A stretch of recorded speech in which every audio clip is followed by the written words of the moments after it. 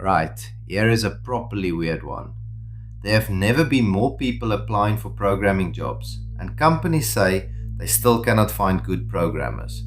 Both true, at the same time. And the thing that broke it is the exact same thing those programmers use all day at work. Start with the volume. LinkedIn is now taking around 11,000 job applications a minute, up 45% in a single year. One startup posted one role and got 1,200 applications over a weekend. 3 months earlier, that same job pulled 80. And they all look brilliant.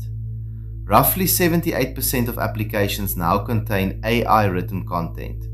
90% of HR managers say their workload has gone up because of it. Every CV polished, every cover letter perfect, and not one of them tells you anything. So you interview them. One platform tracked 19,000 live interviews and flagged 38.5% of candidates for AI-assisted cheating. For technical roles, 48%, nearly half.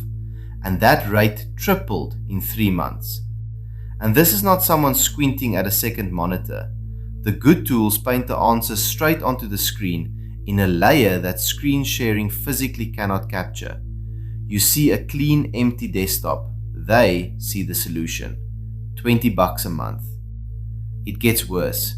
Gartner reckoned that by 2028, 1 in 4 candidate profiles worldwide will be completely fake. 6% of candidates already admit to interview fraud. A different person sitting the interview for them. Borrowed identities, deep-faked faces. Which is why Google is dragging interviews back into the building. Their head of recruiting admitted it straight. Going remote cut nearly 2 weeks off their hiring time and cost them the one thing that actually mattered, knowing who they were talking to. But here is the bit nobody wants to say out loud. Even when nobody cheats, the test is broken anyway. We make people write algorithms from memory. No tools, no internet. Then they get the job, and on day one we hand them AI and say, right, go fast. Some companies have flipped it completely. Meta, Canva, and Shopify now let you bring AI into the interview, and they grade how well you use it. Amazon does the exact opposite. Get caught using it and you are disqualified. Same industry, same week, opposite rules. So you hire someone and they start building, and for 3 months it is genuinely brilliant. A whole new product shipped fast because the AI did exactly what they asked every single time. And nobody looks under the bonnet because nothing is broken yet. Then comes the request that changes the shape of the thing. Split that table. Rework how the data actually relates to itself. And this is the moment it matters that they never chose that structure. The AI did. They cannot tell you why it was built this way because nobody ever decided. It just accumulated. So it breaks. And they do the only thing they know how to do. They ask the AI to fix it. And it does something, which breaks 2 more things. Fix those and 3 more go. Every prompt patches the symptom and shifts the damage somewhere else. That is the loop. And it does not stop until somebody who actually understands the architecture opens the whole thing up. And this is measured, not vibes. Microsoft and Carnegie Mellon studied knowledge workers using AI. 62% said they think less critically when they use it. Their conclusion? Automate the routine work and you strip out the reps that build judgment.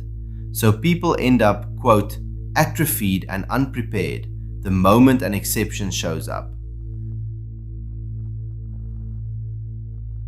Now the study that should scare everyone. Meta ran a proper randomized trial on experienced open source developers. With AI, they finished tasks 19% slower. And afterwards, those same developers estimated it had made them 20% faster. They could not feel the difference. That is the whole problem. Stack Overflow asked the developers themselves. 84% use AI, but trust in how accurate it is dropped from 40% down to 29%. The number one complaint from 66% of them, answers that are almost right but not quite. Number 2, debugging that code takes longer than writing it did. And it is all sitting there in the code. GitClear went through 211 million lines of changes. Duplicated blocks jumped 8 times in 1 year. Refactoring, actually cleaning up as you go, collapsed from 24% of changes down to 9%. We are pasting more and fixing less. Security is worse. Veracode tested over 100 models across 80 real coding tasks. Given a safe way and an unsafe way to do something, the AI picked the unsafe one 45% of the time. On one common web flaw, it failed 86% of the time. And the newer, smarter models were no better. Now the part that should genuinely worry you. Stanford went through real payroll data covering millions of workers. Software developers aged 22 to 25, employment down about 20% from its peak. Same job, same industry. Over 30, employment went up. Because the work we used to hand juniors, the small bugs, the boring fixes, the grind, that is exactly the work AI took first. But that grind was the training. We deleted the apprenticeship and kept the job title. And your senior engineers for 2032 are supposed to be learning right now.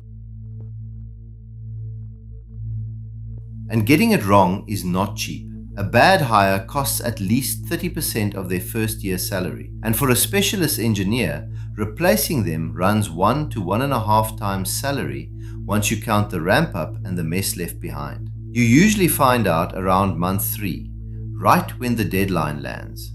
So what actually works? Stop testing memory. Hand them real broken code and watch them debug it. Make them read something they did not write and explain it back. Let them use AI in the open. Then ask why it did that. Because the skill was never typing the code. It is knowing when the machine is confidently wrong. Everything else it can fake.